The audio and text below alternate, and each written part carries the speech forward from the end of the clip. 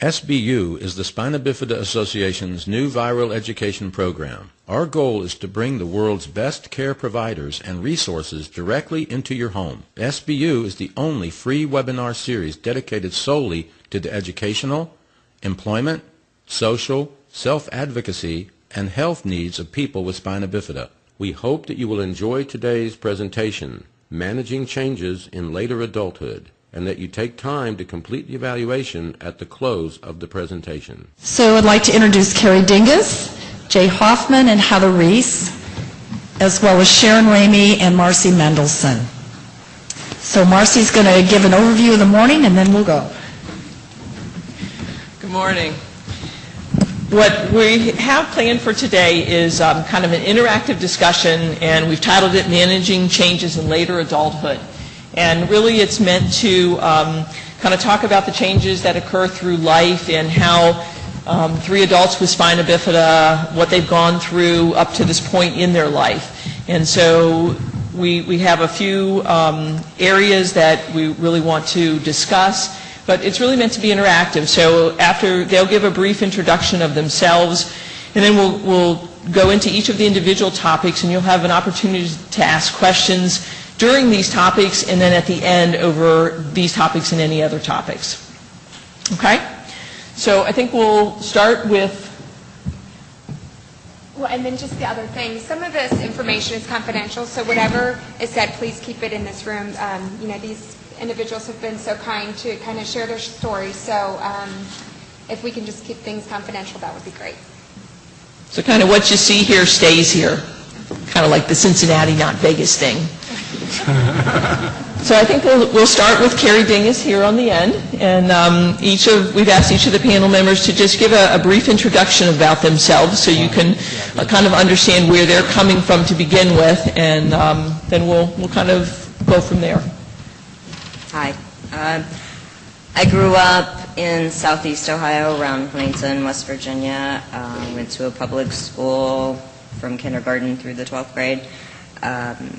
Got my bachelor's degree, was working, and decided I needed to get a master's and moved to Cincinnati to get my master's degree at UC. So a master's degree in social work, and right now I am a school-based therapist in northern Kentucky, and I work with kids with mental health issues. Great, thank you. Move on to Jay Hoffman. I'm Jay Hoffman. I grew up across the river from here in Erlanger, Kentucky, and went to a parochial school, and then went on to college, become an occupational therapist, and and I'm married. I have 3 children,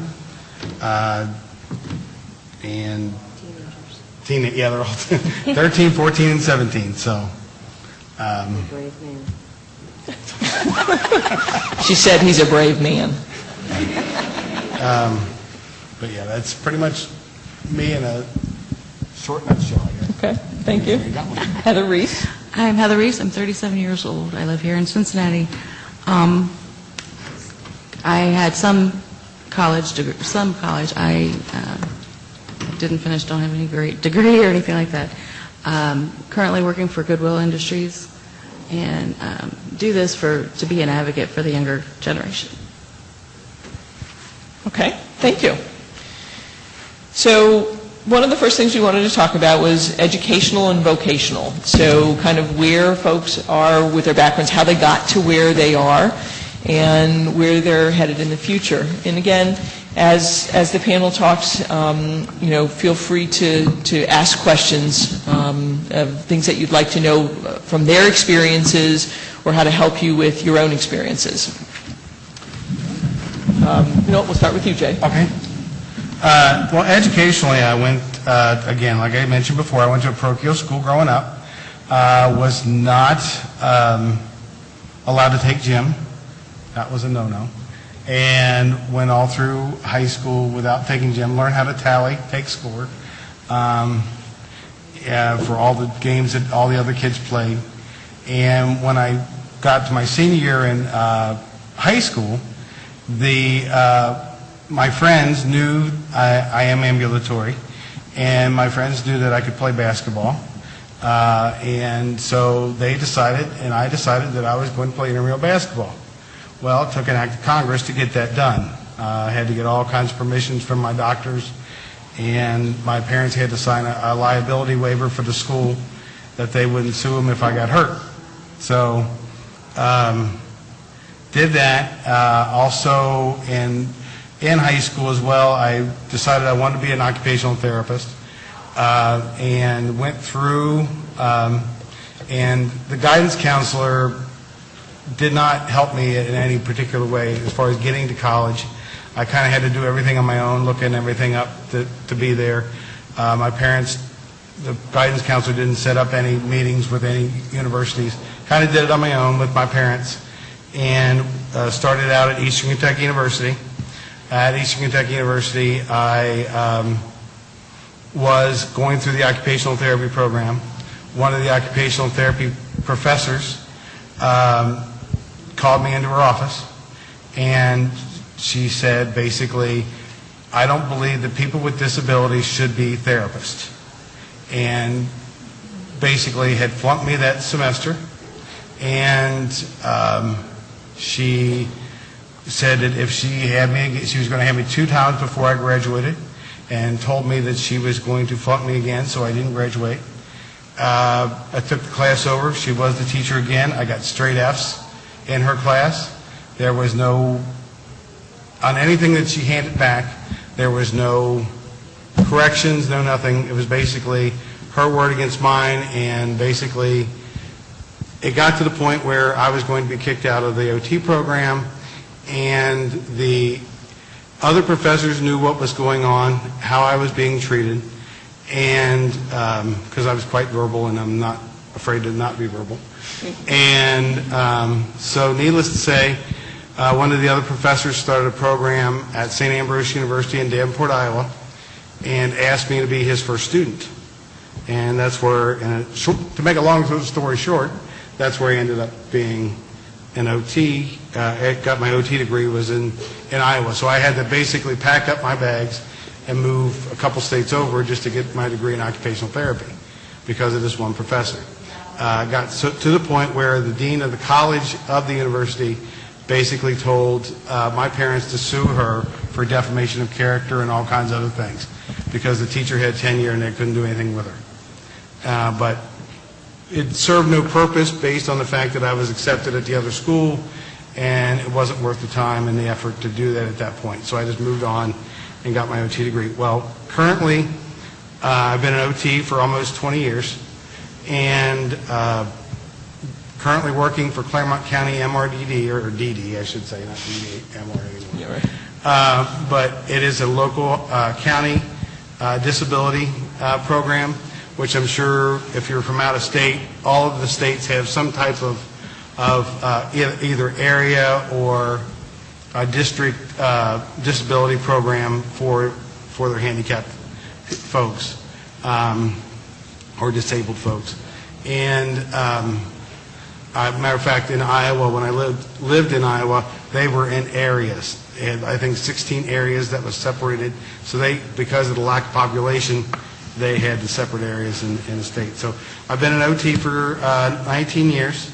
And again, I'm working for DD. I'm working with severe and profound multi-handicapped children currently. And that's pretty much mine. Great. Thank you. Heather? As far as school goes, I was mainstreamed up until my senior year. So I was in all the regular classes because I was higher functioning. My senior year, they did testing for college to get like special proctors, things like that. It did have some help. I went to Wright State. I've actually gone to 3 or 4 different colleges. School is not my thing. Some people, it's just not their thing. Went to Wright State. So talk a little bit about that. So you tried college? Right. Tried Wright State because it was supposed to be, for disabilities and things like that, and it just, was not for me. I believe for me it was harder because my parents had taught me to, they threw me out there in the real world, and I didn't have, disabled friends and people to relate to. So I was trying to be like, everybody else, and it just didn't fit. But what was it about college that didn't work for you? Was the educationally, was it too difficult for you? Was it the social environment? I think like now it was because they see me as higher functioning, but like for schoolwork, things like that, I'm really not. It was too difficult for you? Right. It was more difficult than what. Okay. It took you a while to figure that out. Right. And can you tell folks what other things you've been through? What other kinds of trainings and that kind of stuff? I did daycare for 12 years, and currently I'm working for Goodwill and doing Ford Kids, put together things for Ford for their F-150s. So, and there's really no training with that. It's just, But you've been through voc rehab. A little. Used their services a little bit and had some assessments and Right. those kinds of things done too. And and found out where you did have strengths and those kinds of things. Okay. Thank you. Carrie? I guess I would say the more difficult years of getting an education for me would have been prior to college. 3 days before kindergarten started, the superintendent of the school called my mom and said that I was not going to go to the public school. I was going to be sent to a school on the other end of the county, like 40 miles from my house, because that's where they send those kids. And threatened to send the sheriff's department to arrest my mom if she brought me to school. So after calling child advocate and meeting, I started kindergarten 2 weeks late at the public school, where Ohio's child advocate office had explained the law to them. And this was kind of when the law first was, the IDEA now, which was the Education for All Handicapped Children's Act at that time. And they didn't exactly roll out the red carpet for us, But went to the same public school. There were issues every time I went through, and it was time to move into a new building. Then we would have to go through the bathrooms to see if I could get my chair in. And in the middle school and the high school, there were 2 floors, and how was I going to get to the second floor? So there was always some sort of drama. I kind of grew up with this idea that people were out to get me, and when they really are, then that means you're not paranoid, right? And that's kind of how it felt from the start. And I work in mental health, I can tell you, I wasn't paranoid. But, starting college, I started off at Marshall University, and ended up, I started out to be a speech therapist. That didn't go so well, so just, I don't know, something about that didn't fit. And I didn't realize it at the time. But I ended up getting my bachelor's degree from Ohio University Southern Campus, which is in Ironton in Lawrence County, Ohio. Was working, and I kind of topped out at my job without getting a master's degree. And there wasn't anywhere in the local area for me to get my master's in social work unless I wanted to drive an hour every day after work to take evening classes. So I decided to move to Cincinnati and come to UC. And really, as far as issues there, was mainly just the campus is built on a hill.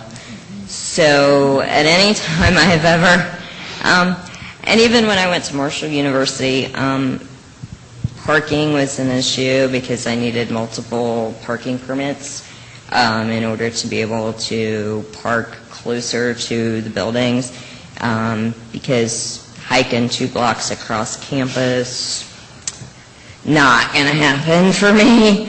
At that time, I was probably in a little better shape, but still it wasn't going to happen, and not to be anywhere in a timely fashion. So parking was always an issue. Outside of that, I would say that basically my mom pretty much had set the standard when I started school that There were no expectations that I would get special treatment, that I was expected to be treated like everyone else. And so for the most part, I would say that happened. Great, thank you. Marcy, if I could add, same as Carrie, I had the same thing. Being mainstream, we had the trouble of they wanted to put me in special classes, and we had to fight to do all that.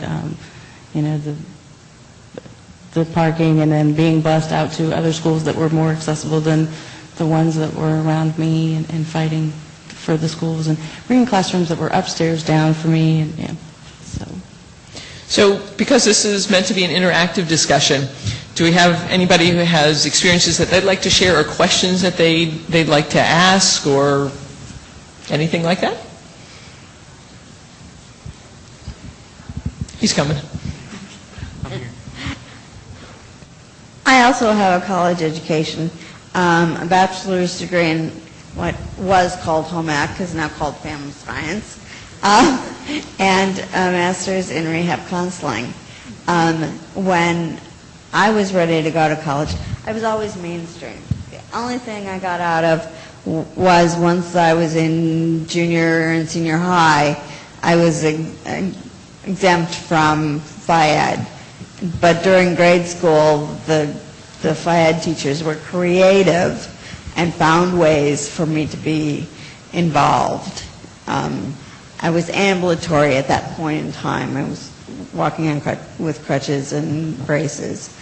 When I went to begin looking for colleges and got involved through Voc Rehab, the Voc Rehab counselor I had was pretty adamant that I should start considering using a wheelchair. I was very much opposed to that.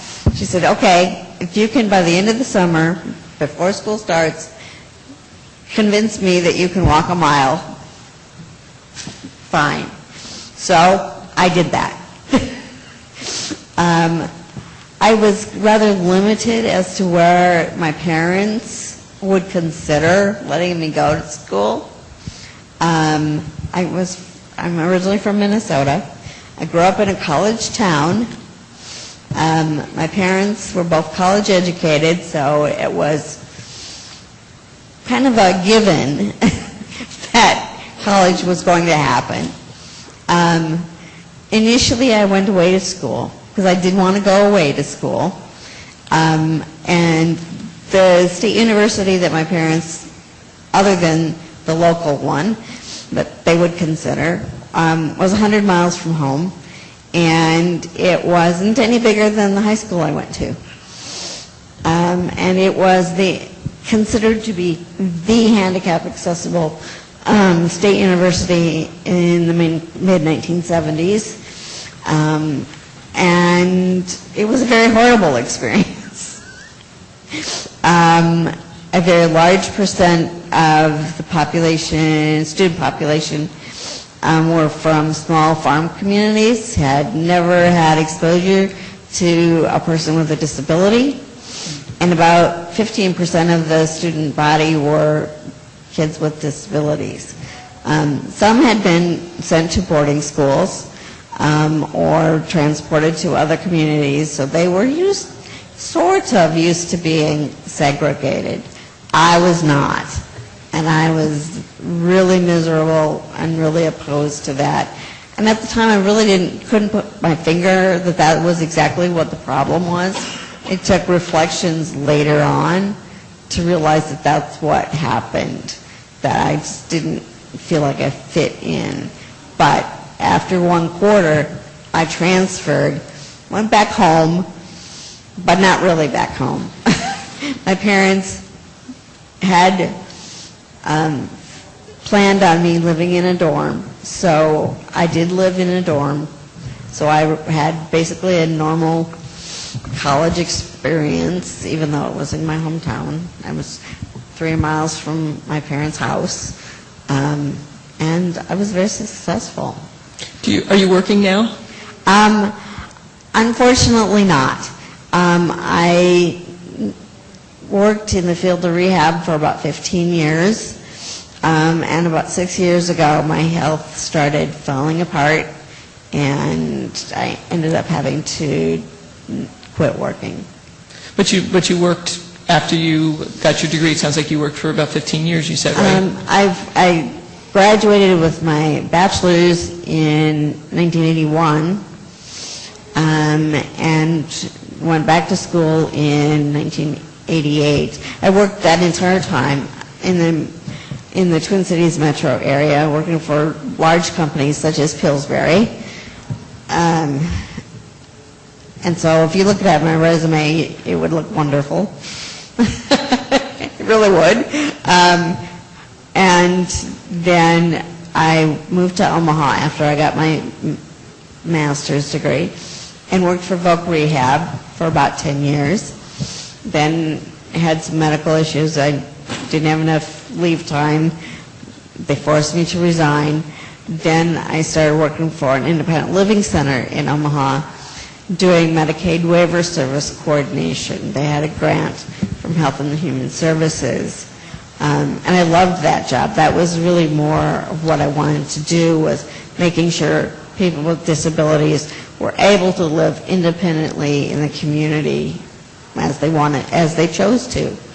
And now I'm finding myself on the receiving end of those kinds of services.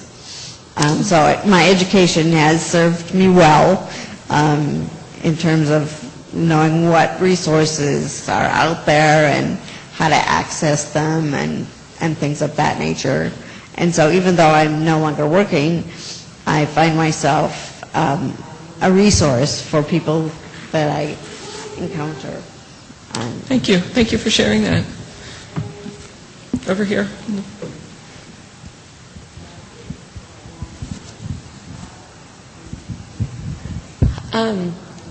My experience is a lot like the same of a couple people that have spoken. I was always it was a given that I was going to go to college.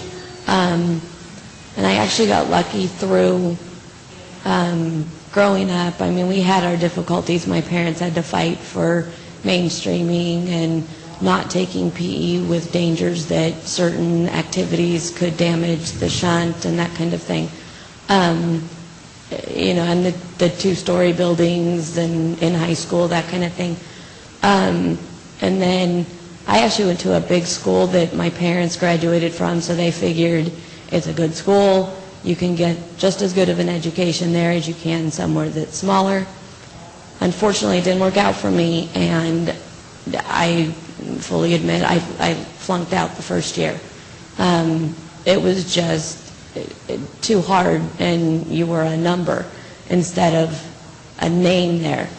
I actually moved then to a private school, and which was night and day difference. I finally felt like I could fit in with some difficulty, but my biggest challenge was when I graduated.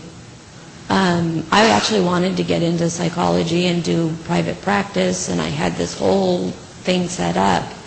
But with the disability, not having medical insurance was just not even an option. And I was on my dad's, COBRA after a certain age, but then I had to have surgery. So, right when I finished the surgery, my dad was stressing that, obviously it wasn't my fault, but I had to just jump into a job, otherwise I had nothing.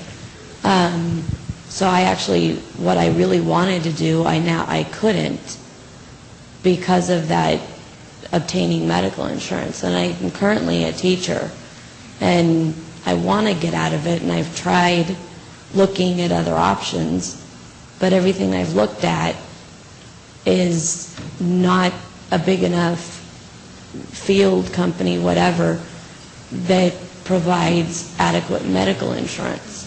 And I guess, has anybody run into kind of wanting to, I've kind of felt like I can't, quit my job while looking because, for that reason. I mean, every roadblock I've hit has been that one issue. Has anybody run into that where that was kind of the, for lack of a better term, motivation? I mean, I was motivated to go to college no matter what, but without that degree, I couldn't get far enough for medical insurance. Well, it sounds like it's not really the degree, it's the ability to get medical insurance in a career where right. on your own. But that was why college was kind of, I mean, besides the fact that both my parents just assumed and expected that I'm going to be just treated like everybody else. Yeah, unfortunately, that's a huge issue, and there isn't really a good answer for it, because short of being on Medicaid or government insurance, trying to be in a small group or a private practice today, although no one really knows what's happening with the health insurance changes right now, but you guys all have medical insurance through. Well, I've been fortunate enough, though. I also have a spina bifida claim through the VA. And so I've been fortunate enough to be able to access insurance benefits through that now. It used to be that they would only cover spina bifida related issues. That's a friend of mine has that, and it's only spina bifida related. Okay. That changed a year ago. It now covers everything. And I am just now in the process of working on this myself, actually, because at my job, I am paying for health insurance because prior to last summer, the VA would only cover spina bifida related issues, and so if I had a cold or the flu, I couldn't get antibiotics or go to the doctor unless I had regular health insurance as well. Right. So I've been paying for that in addition to the VA. As of last year, they have changed that benefit to where it does cover everything. It's comprehensive now. What I have found, though, is that even though it's covered at 100%, I've had to do a lot of educating at the doctor's office because it's like the best kept secret on the planet. No one's ever heard of it, because it is through an Agent Orange issue with the VA. That's what my friend has, too. The other thing that I did do, and I don't know if this would be helpful to you or not, but when I was getting my master's degree, I also had tried to COBRA my insurance from a previous job in order to keep health insurance, but I couldn't afford it. Yeah. And what I did find out, though, was that the university actually had health insurance that covered me at the time as long as I was a full-time student. So if you are looking at career change, back to school, whatever it may be, that may be an option, but that's about all I can think of. Well, to add with that, there's also DDS has different waivers and things that you could get that also kind of can help with adding to whatever you also have. I found a few little additions that didn't know until recently that they were out there. So it's if you go to your local chapters and different organizations, they could probably find. And I was just going to say, Carrie, to add on to that, just with the educational, if you do decide to go to college, that is a great way to access insurance. If you're a full-time student, you can get insurance through the college that you would go to. And is it pretty comprehensive as far as being able to cover? Did you find that, like, if you had that surgery? And some of it was just like, I did something really stupid and popped the cartilage between two of my ribs trying to get a pan out of the bottom cabinet in my kitchen. The rice-a-roni was not worth it, I assure you. At any rate, it had its own hoops you had to jump through like any other insurance plan does, but basically what theirs was kind of that you had to start off going to the university for treatment, and then if it was something that they couldn't help you with, they would refer you out.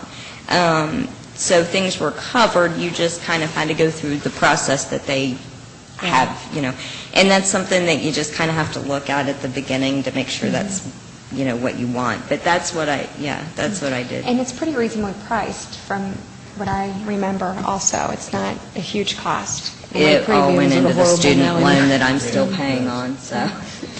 The teacher insurance just got worse, and so the premiums are horrible anyway, so I think anything might be better.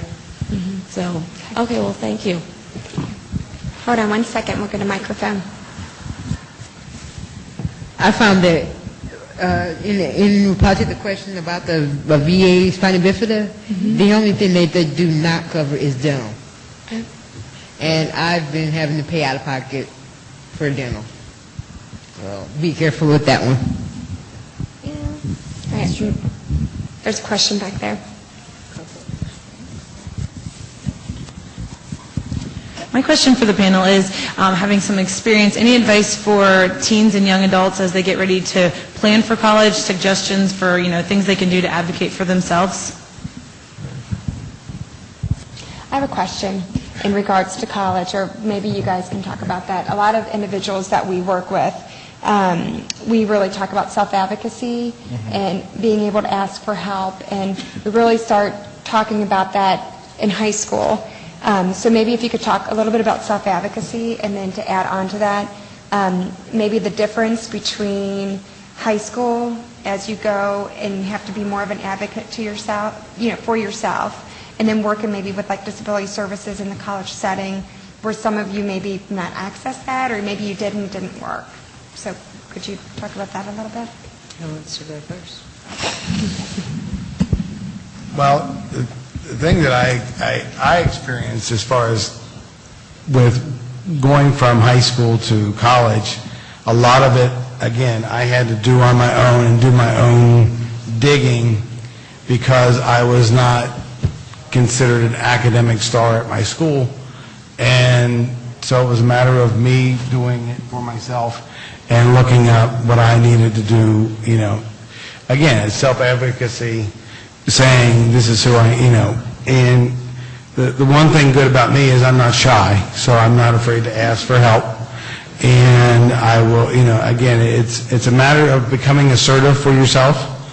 And when I got to college and working on, the one thing I found is when I was in high school, because I struggled all through school, is, and you and I talked about this a little bit, is learning to develop compensatory techniques, because one of the things that I had to do was I was struggling and through school, and learned that highlighters were my friends, and highlighting everything. And again, now I'm 45 years old, so back then it was even harder, because they weren't, now it's more handicapped accessible, and with the ADA law, and they have to help you, whereas it was back then, it was a survival of the fittest, essentially. And just getting into your registrar's office and saying, hey, this is what I need, this is where I need to be. They also do, they can also do like neuropsychological testing to see what, what areas that you need help in. And the thing about it was, when I had my neuropsychological testing, my schooling was over, I was on my internship. So it was a little late. It was a little. Usually we like to do those. Yeah, exactly. Before you go to college, so we know. And there's again your DD programs or your handicapped programs, depending on what state you're in, have transition programs.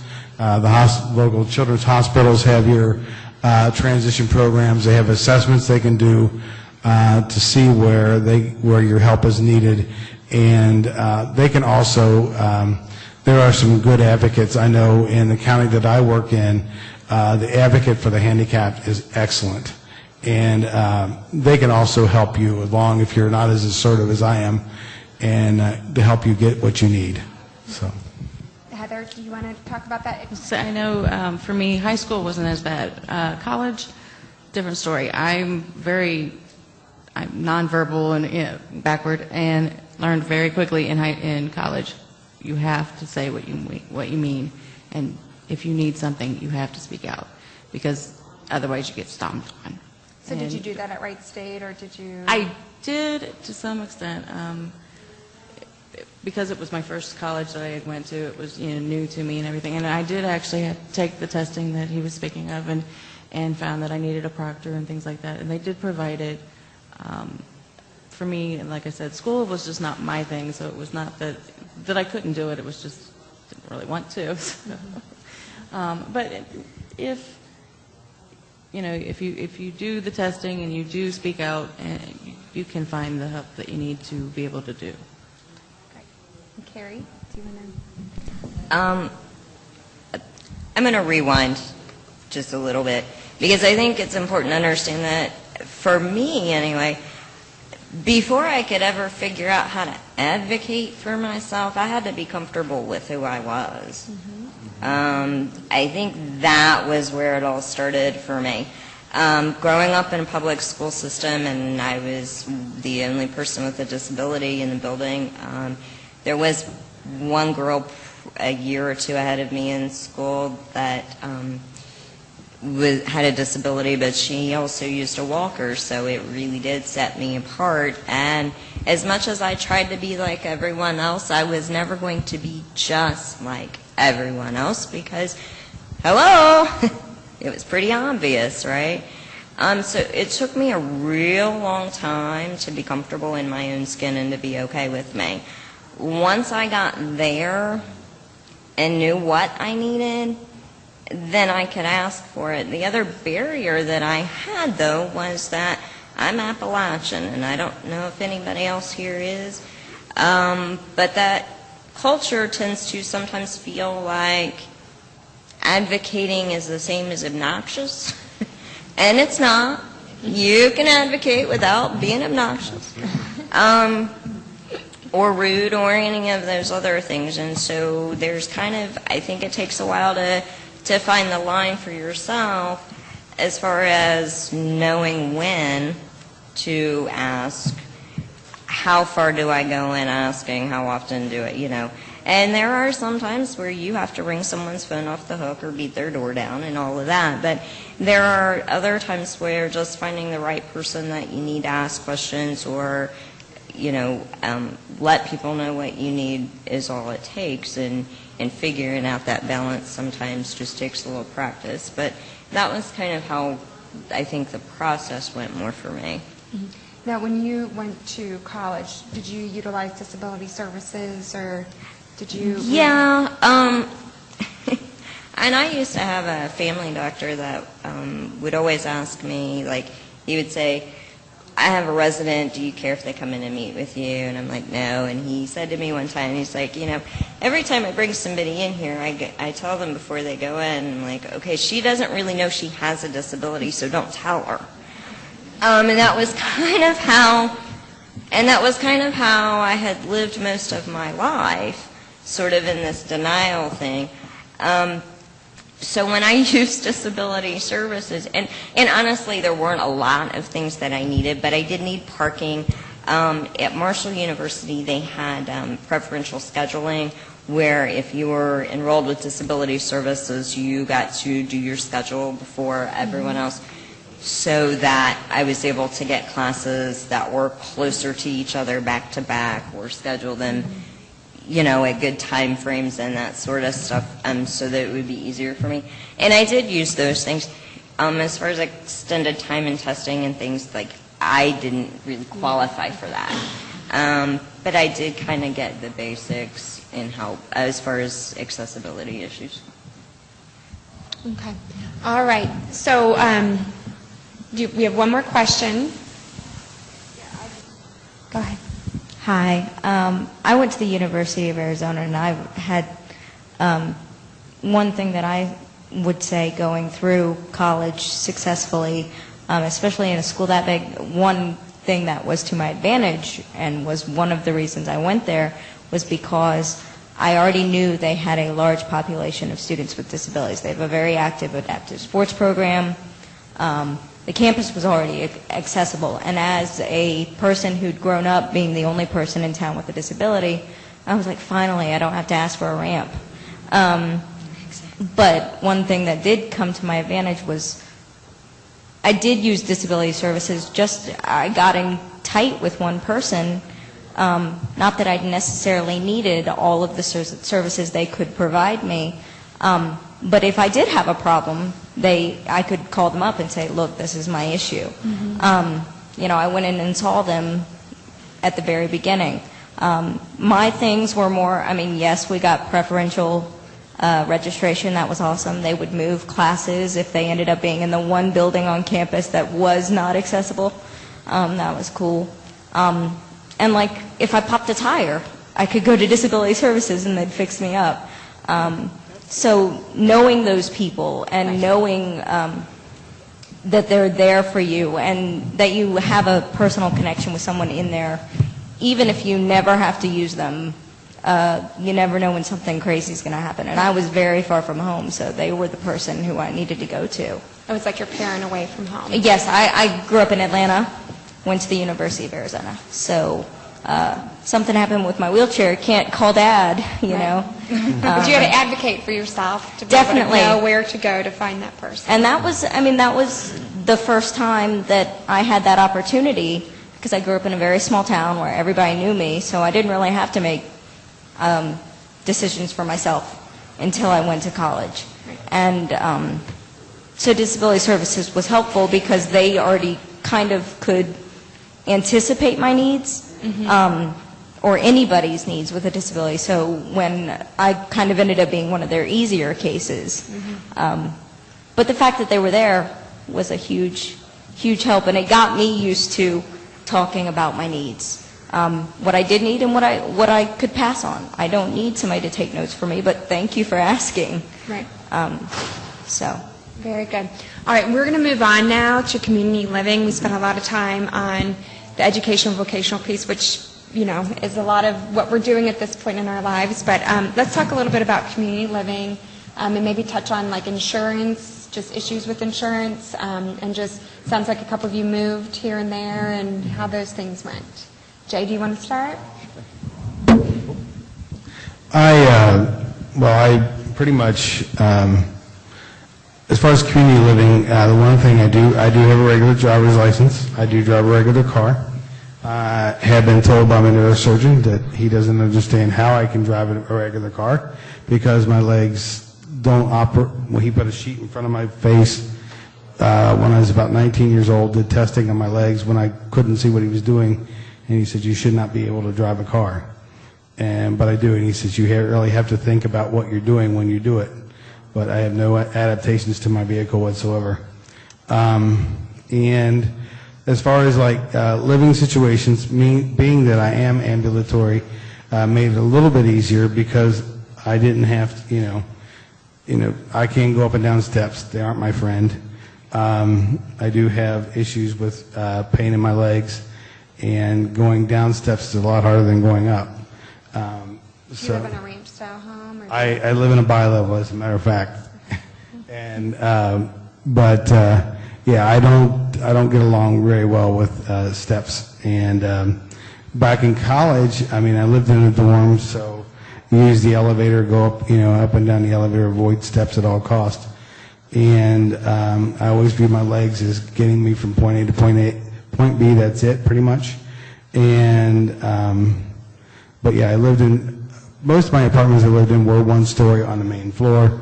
I did make sure of that. And again, I lived in a house, and when I was in Iowa, that was on the second floor, and it was really tough. And the house that we're living in now is a bi-level, and I keep trying to encourage my wife and my children to move to a ranch-style home. It would be much easier. All right. Carrie? Well, let's see. Apartment life was difficult. I actually almost always had a hard time finding apartments. Always, of course, had to be on the bottom floor. I had actually called apartment complexes. One time someone actually told me there was an apartment open in their building. I had driven by and looked. There was only like one step to get in the building. Called the place and explained to them that I was looking for a first floor apartment, and they told me they had nothing available. And I knew they did. So that's always an interesting issue. But 2 years ago, I bought a house here in Cincinnati, and finding a house to accommodate me was, I would say, a little difficult, a little overwhelming. Mainly, there were so many things that I wanted, and I actually just finally had to come down to deciding on what was really important and what was on the list of things that I couldn't negotiate, and what was on the list of things that I could negotiate. So what were some of those things? Well, I also have 2 dogs, a 50-pound boxer and a 40-pound beagle mix. So I needed a fenced-in backyard because I'm not walking both of them by myself. They walk me as it is. So basically, there were things like my dad was really wanting me to get a house with a basement because he just couldn't imagine why you wouldn't get a house with a basement. And I was like, no, that's not going to happen. And it didn't. I have a house on a slab, which makes it show that there's only one step to get in, and it's a ranch style, so it's all on one floor. But I lived in my house for about 10 months before I could go into the bathroom to take a shower and close the door with my wheelchair in there. So that was one of those things that I was able to negotiate, because when I bought the house, I was living by myself. And who cares if the dogs come in while I'm in the shower? The main problem was when someone would come over, spend the night, that sort of thing. Because the bathroom was too small to accommodate my wheelchair and close the door. So last year I had a contractor come in and fix that. Does have the fenced-in backyard. That wasn't negotiable. So it was just a matter of basically kind of weighing out how much could I afford versus what could I live without and be okay with working on later. And the big thing for me was, after living in my parents' house and then living in apartments that I kind of just dealt with whatever was there and had minimal accommodations, my main goal in life was, when I was buying and paying money for my own house, then other people would have to live with whatever I built, was kind of my thing. And I figured out that financially that wasn't exactly how it was going to work just now. So that's kind of what I had to do. Great. All right, Heather? As far as growing up with me, my parents always had regular houses with steps, things like that. I was just expected to deal with it. I did walk when I was younger, so it wasn't as bad of an issue. But going from living with them to going on my own, I still had the mindset of, I can still do this. So I lived in places with steps, things like that. As I got older, that was harder. Until recently, I started thinking about myself and not about what's convenient. You have to think of, as you get older, what is going to work for you, and found a place that is accessible. It is harder to find, as both of them had said, wider doors, parking spaces. So there was something I can't remember, so if I remember, All righty. Let's move on and talk a little bit, because we are at an hour right now, we have a half hour left, about family and relationships. Like the health piece? Okay. Can we talk a little bit about the health and how medically, how things have gone, and as you get older, how it's affected you either on your job or just in daily living and those types of things? Go ahead, Heather. You have the microphone. Since I have the microphone. When I was younger, I did actually take gym. I was allowed to do that. Fortunately, I was lucky with the school system I was in. But it was not enough. I had gained weight, was not healthy. As I got older, got issues that were part of the gaining the weight, and so getting to sports and things, I've lost the weight that I needed to do, increased my health tremendously. So if you can stay active, it's a good thing to try to things that you like to do and join groups to stay active. As you've gotten older, I mean, you've talked a little bit about the weight, but any other changes in your body that you're seeing more so now? When I was overweight, I had diabetes and things like that, and no longer actually now am I on medication for the diabetes because you've lost I've lost the weight. So, yeah, it's a big difference in, you know, how you take care of yourself and weight-wise and issues like that. Yeah, and the sleep apnea is also another issue that I don't deal with anymore that I was actually dealing with at the time when I had the weight. Do you want to share a little bit about your GI issues as well? So I think one of the things that we're seeing is that not only as people begin to get older and have issues related to spina bifida, but just like the rest of us, and we all have other health problems that arise as well. Right. Another reason why I had to lose the weight was because I have a polyposis syndrome, and what that is I have polyps in my colon. And okay, so it wasn't clear at first whether or not that was related to having a neurogenic bowel or if there were some other issues, and Heather had some testing done and found out that she had a genetic problem that caused a lot of polyps to arise, and as a result she saw some specialist and is going to have surgery, but part of having the surgery was that Heather had to lose the weight, and that's really been a life-changing event for Heather. And so she's done a fabulous job in finding ways to lose weight, and again, as a result, has no longer has to take her medicines for her diabetes. She has not had issues with spina bifida or with her sleep apnea, and really in general is doing really well. Jay.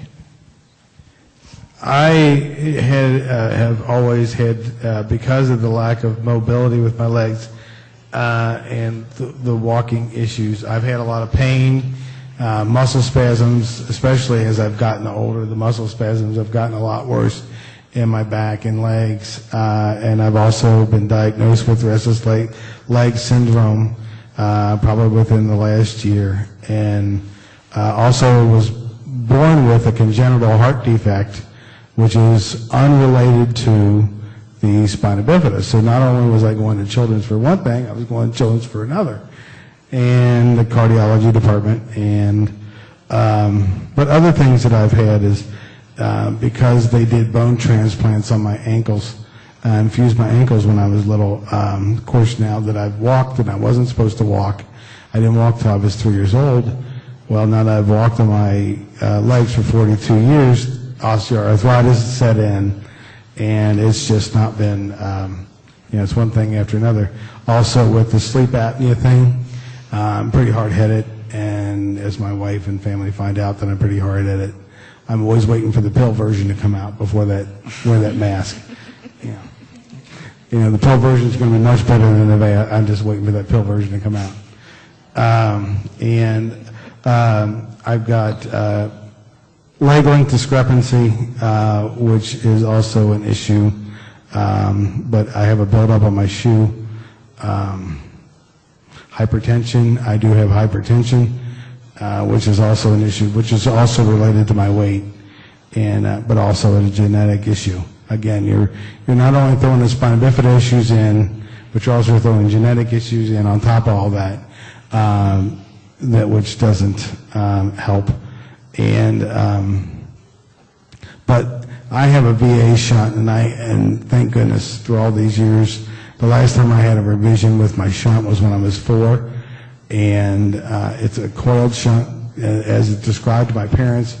It was like a telephone cord, I guess, stretched as I got older, and so I haven't, thank goodness I haven't had any issues with that. I do have headaches on occasion, which of course my mother thinks that is related to the spine. Everything's related to her is the shunt. The shunt's going bad. Every time I have a headache or any time there's a health issue, it's the shunt's going bad. So, and of course then my wife picked up on that, so everything's, I just kind of take that Oh, well, it's one of those things. Excellent. Carrie. Okay, there's a list. If I had known that my 30s would feel like that, I would have way been living it up more in my 20s, let me tell you. Just want y'all to know that. Take note. No. It's the truth. You told me to be on. Yes. Okay. So, basically, I'm in small town USA up until 7 years ago, and I do not have a shunt. I actually had a rare case of spina bifida where all the fluid went to my side, and when I was about 10 months old, they drained that fluid from my side. It was half my body weight. It had actually grown with me. I was not able to roll over or crawl or anything until after that surgery. Thank you, Vanderbilt University and God. So after all of that, I have not had to have a shunt. So other than having the tendons cut in my ankles when I was 5, I really had not had a lot of medical issues up until the adult years. And mid-20s, lo and behold, I'm diagnosed with osteoporosis because, and my situation being a little bit different in that I have never walked, have no feeling in my legs whatsoever, broke my left leg in the 3rd grade and didn't know it until Mom saw that it was twice the size it was supposed to be. And off we go for x-rays, and that'll kind of send a feeling of panic through your body. So I've always had to be careful with my lower limbs. I move out here, I find out on the internet of all crazy things that there's an adult spina bifida clinic at Children's, which is how I met Tina. I had also seen a neurologist here that had done a brain scan, and that's when I found out that I had oral Chiari malformation. And it's interesting to get news over the phone that your brainstem and a, quote, significant, unquote, portion of your brain is stuffed into your neck. And all this time you've never known this. Good case of whiplash. Whoop, I'm going. So, and I'd never known that, but I've had migraines for years and years and years, but migraines also run in my family. So I was in the same situation where what's causing this, we don't know. When I met Tina at the spina bifida clinic, her and Dr. Webb got me into all sorts of interesting things where I went to meet all these other doctors and find out all kinds of other things about myself.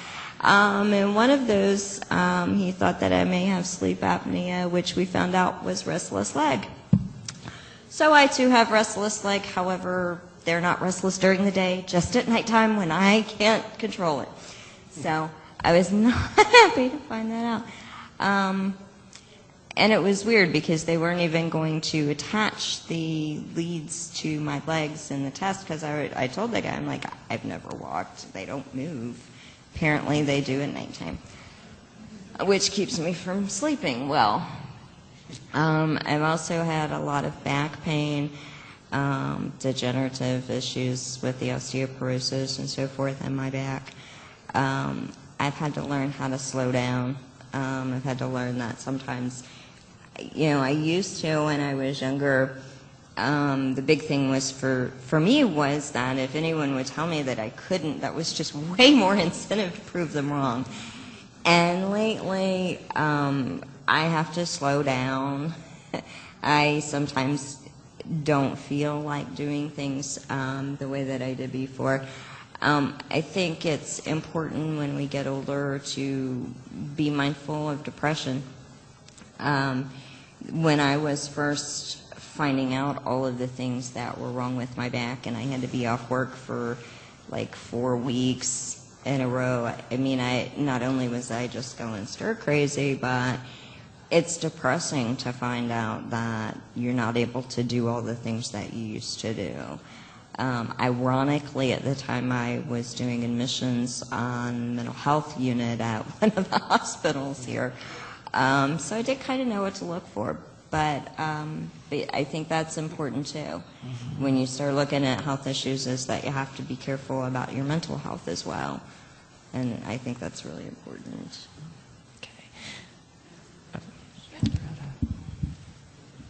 With the depression, that I agree with that.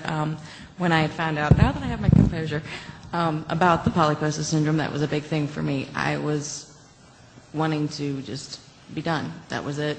Let it take me. So, yeah, depression is a big, big issue. To have networking and people to talk to is a good thing. So a question that we've heard a lot from other adults as well is, how do you find adult health care providers, particularly now since our adult spina bifida clinic is closed, but health care providers out in the community who are knowledgeable and comfortable with addressing issues related to spina bifida? Hit it. I was going to say, I think for me, it was when I had the adult clinic here, networking. Get those started, and then somebody else might know something else or someplace else to go. And my biggest thing is, you're your own advocate. You know your own body. Sometimes I say better than the doctors. They probably wouldn't like that, but you have to be they have to be your best friend. And to be able to talk to them, tell them, exactly what's going on, and have them work with you, not for you. And how have you found with primary care? I absolutely love my primary care doctor. He is, fortunately, he knows a little bit about spina bifida, so he's able to, and if anybody is, if needs referrals and things, he might, but, because he knows about the spina bifida, he knows connections and places to go, so it makes it a lot easier. Now, not to say that there aren't, because I have had some doctors, specific doctors, that I've needed, and they're hard to find, because for one reason or another, accessibility, whatever, they're hard to find. Thanks. Jay? With my doctor, he's knowledgeable. My primary care physician is knowledgeable, and he would get the reports from the adult clinic, and is very familiar with those. And and now I go to the adult congenital heart defect clinic. Is that what it's technically called? Yeah. And he gets reports from them as well. And it's good to know that because I have a VA shunt as opposed to a VP shunt. He is familiar with that, and because a lot of the times now they don't even use do they even use it anymore, the VA shunt? Right. They do use it on occasion? People? Yeah, so his shunt goes from the ventricle in his brain into the atrium of his heart. Yeah, they do the VP shunts now, and they, I don't think, so needless to say, he is familiar with it, and the doctor I'm seeing at the congenital heart defect is very familiar with it as well. Good. So. But again, Jay had been seeing an adult cardiologist who wanted to do some procedures and things, and frequently, and I'm sure many of you have also found this, that adult physicians don't always understand congenital health care issues or issues that you have when you were born. And that's how Jay ended up in a congenital heart clinic, which is for adults, which is at our children's hospital. Just to add one, since you reminded me of that. The first cardiologist I went to, who was the one I was referred to by my primary care physician, who was not related to Children's Hospital at all, he had no idea what a VA shunt was. Had no idea. And had no idea really what the congenital, I was astonished. He had no idea. And so Tina resourced me out and was Sourced you out. I would say, back home, there aren't a lot of people familiar with disabilities in general. But I've been really fortunate in that doctors that I have had, if they were not familiar with specific things about my disabilities that they were okay with telling me that they needed to refer me somewhere else. I will say that, over the years, I've had shoulder problems, I have tendinitis, I'm getting arthritis, I have, all those itis things. And so I would have pain off and on, and sometimes it's persistence that will find you who you need to go to. I saw 2 orthopedic doctors about my shoulder at one point, and I went back to my primary care, and I said, the only thing these people are doing is writing me prescriptions, and that's not helping my problem. And he said, do you want to go somewhere else? And I went, yeah. So I ended up going to WVU to see an orthopedic specialist there. It was a 4-hour drive from my house at the time. But, sometimes if you're not comfortable with the answer, it's okay to keep looking for somebody else who can give you a real answer.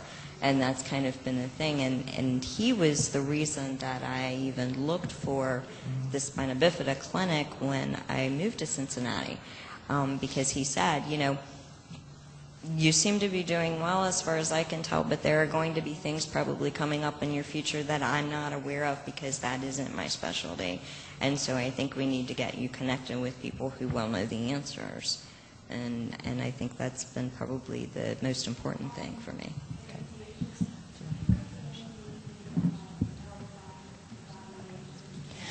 In the interest of time, this has gone very quickly. So with 15 minutes left, we thought we'd love to open this up so that there could be some sharing, questioning, brainstorming, if people have questions for the panel or things that you found to be helpful in your own lives or practice. You're coming around with the microphone. About 3 years ago, I broke my leg, and that was a disaster. Because after I got the leg in a cast, they took me to therapy, and they said, all you got to do is get up on a pair of crutches and hop. I'm like, I'm fully ambulatory. Before I broke my leg, I never used assistive devices. And I said, you don't understand. This is not going to happen. And I had 2 or 3 therapists tell me that. So I finally found one that understood me, but because of the way the healthcare system, because I was ready to get out of the hospital, I went to an assisted living because that was the only place I could live at the time.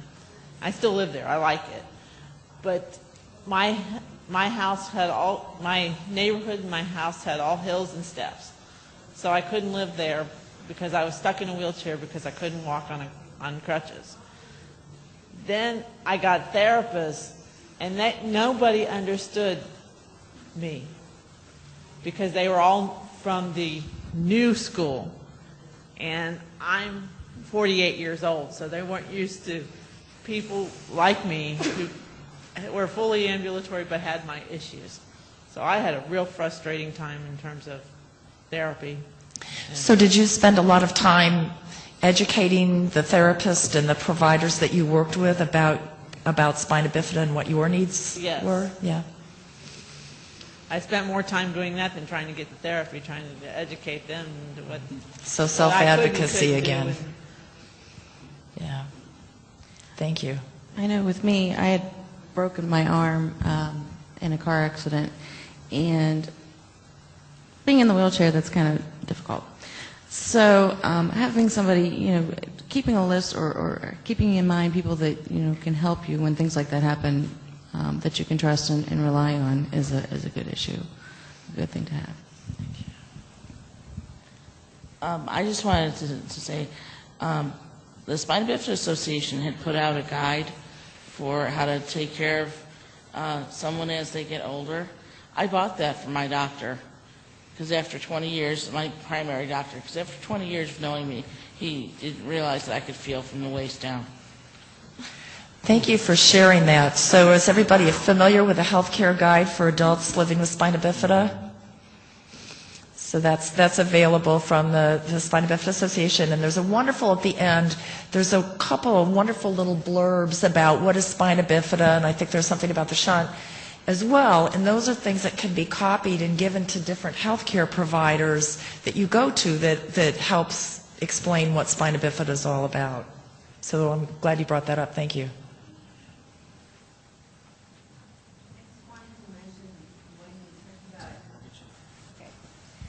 When you were talking, back when you were talking about mental health, I have suffered from depression and anxiety, and a few months ago, I've been going to a psychologist and a psychiatrist for a long time, and I asked the psychologist, because I was in the middle of a depression, but I knew there was something more to it than just depression. I said, do you think I have post-traumatic stress disorder? And his answer was, of course you do. And my response to him was, why didn't you tell me? I was waiting for you to ask. And basically what he said was that, well, both he and my psychiatrist said that because of repeated hospitalizations and surgeries, et cetera, that we've gone through lots of trauma. And the build-up of it doesn't have to be just one episode. It can be a cumulative effect. I think that's a good point. I'm glad you brought that up, because I think as somebody who works in mental health, the thing that we don't typically think about PTSD is that it's post-traumatic stress. And a lot of times, and especially, you watch the news media, that sort of stuff, we think of it as, earthquakes, disasters, but people can have repeated traumas in their life, the lives that all of us lead in trying to just navigate life with a disability in a world that is not really set up for people with disabilities. It's inevitable that you're going to have some types of repeated trauma.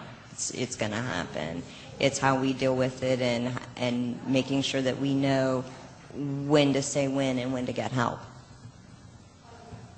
Thank you. Any other comments or questions? What about relationships? Do you guys want to talk a little bit about relationships? There's one more question here. One way I help my mental health is I'm very involved in my community. I'm a Toastmaster. I don't know if anybody knows what that is, public speaking, and I'm very involved in the National Association of Mental Illness because my husband, who's deceased, he was also spina bifida. He had severe depression, and so I had to learn how to deal with it. So I'm very involved with both those organizations, and that helps my mental health. Okay, thank you. A word about family and relationships. I think, oh, I'm sorry. Oh, that's okay. The mental health thing, I was actually really glad that that was brought up. I also, severe anxiety and depression, getting here just for the first time, kind of coming by myself, where I had to arrange everything and do it, was very anxiety provoking for me. And we did too kind of discover, PTSD, because you're born from, like, the first year experience could be like bright lights and operating rooms and surgeries, just right away. So it has been difficult, and kind of the family and relationship thing, I was curious too. My family thinks that it is a one instance issue, that it's all situational, and once that's over, you're done, and there's just a quick fix. And so it's been a real rift between my family and I, because I can't tell them I'm in the middle of a depression episode or how bad it is. because they just think that I just don't do enough, or it doesn't make sense, or, you know. I would say tell them that it is situational, and the situation is that this is my life. Well, that's part of it. True. I think it was for me was that there's always some kind of reoccurring issue. Yeah. There's always going to be the next situation coming. Well, and I read too somewhere, and I don't know, have you guys, I researched it, and I think it was due to shunt or something, that spina bifida was directly related to depression and anxiety. And so that was kind of a big awakening for me. And some of it was due to just the experiences, but some of it was just a chemical thing, because either the shunt goes through the brain. I don't know what the reasoning was, but it was actually researched that it is linked, which I found interesting. Yes.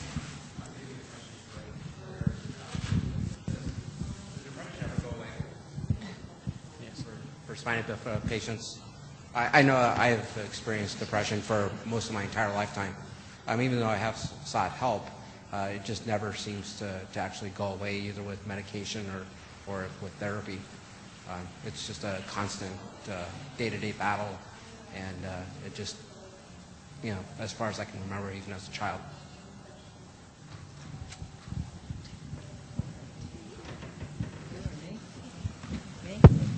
Okay, I don't know. Okay, when you said the nurse, I thought you meant one of them. There's an RN here. Oh, okay. Well, I'd actually like to hear the panel's comments, because I think a lot of it with depression, there's certainly people who have chronic lifelong depression, and so the important piece, I think, is getting the mental health component, so that you're seeing a mental health provider and finding out what other kinds of tools there are to help you to deal with that on a day-to-day basis. Does that answer your question? I think because it's situational, in our lives we are always going to have situations. And so it is, but there are ways, we'll always have it, but sometimes it might be higher than other days, depending on how you deal with it. Talking to people, getting into groups, taking medication. It's a day-to-day thing. One day you might have something more, then the next day it might not be as bad, and you have a good day. It's just, with depression, it's a up and down. And with me, as far as depression, and you had mentioned about family and relationships, the biggest thing is, with that was more my depression occurred with relationship issues as opposed to anything else, as far as like dating and those type of things, because I've actually, again, I don't use any kind of assisted devices to walk. I do have a lift on my shoe. I've actually had girls that I've talked to actually see my shoe and back up, and those type of things bothered me, and people acting like they're afraid of me because I will tell them that I have spina bifida. Another thing is just to give you an example of when I really got depressed, was I was with a group of my friends. We were in Florida, and I had a girl come up to me and say, "Boy, your friends would get a lot more girls if you weren't with them." And that was a direct quote. So it's just a matter of, because I wore, bathing, of course then I was a lot thinner, but I wore my bathing suit and showed off my spina bifida quite proudly. And, so it was, but needless to say, it was quite, those are really my issues with depression, were related to relationship issues. And as I said before, you have to be comfortable with yourself. Mm-hmm. If you're comfortable with yourself, then, yes, it does bother you, but you would learn to deal with the comments, the being alone, So it's you have to start with yourself first.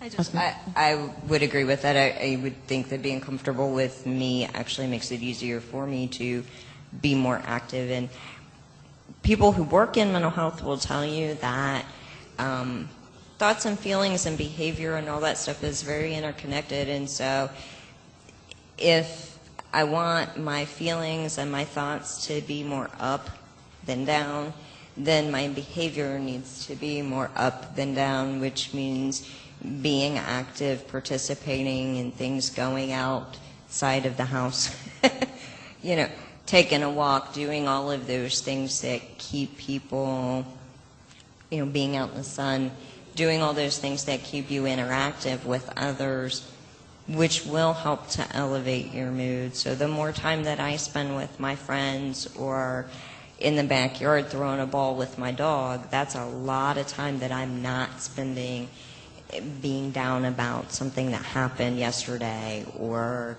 thinking about, oh no, what's going to happen at this event tomorrow and all of those kinds of things. I know also with me, when I was younger, I was not associated with disabled people. My parents treated me quote unquote normal, and I didn't have any friends that were disabled. To finally have people that, have the same things, it's nicer than you don't focus on yourself. You think, oh, well, they've got the same problems I do. And then you can, again, network, talk, and realize, it's not as bad as what So Heather, one of the things that you shared that really helped with your mental health was doing some sports. And what kinds of things? What kinds of sports? Yeah. My biggest thing, it was basketball when I was in college. Now it is ice hockey. So it's the most amazing thing. So are you all familiar with sled hockey? Are you? Yeah. It's being out on that ice. It's really. Yeah. Well, thank you all for coming. One of the things that would be really helpful for us, because this is the first time we've done this, is to really be honest in your evaluation and what you liked, didn't like, what would be helpful. But thank you for coming today, and thank you for being here. Big hand for our panelists as well. Thank you for attending this session. Because meeting your needs is important to us, we need your feedback on this presentation. Please take a few moments to complete our evaluation, which can be located by clicking on the Clicking Here hyperlink on your screen. It will only take a few clicks of your mouse to provide us information to make the SBU experience better for you and others. If you have any questions relating to SBU, please contact us at sbu@sbaa.org.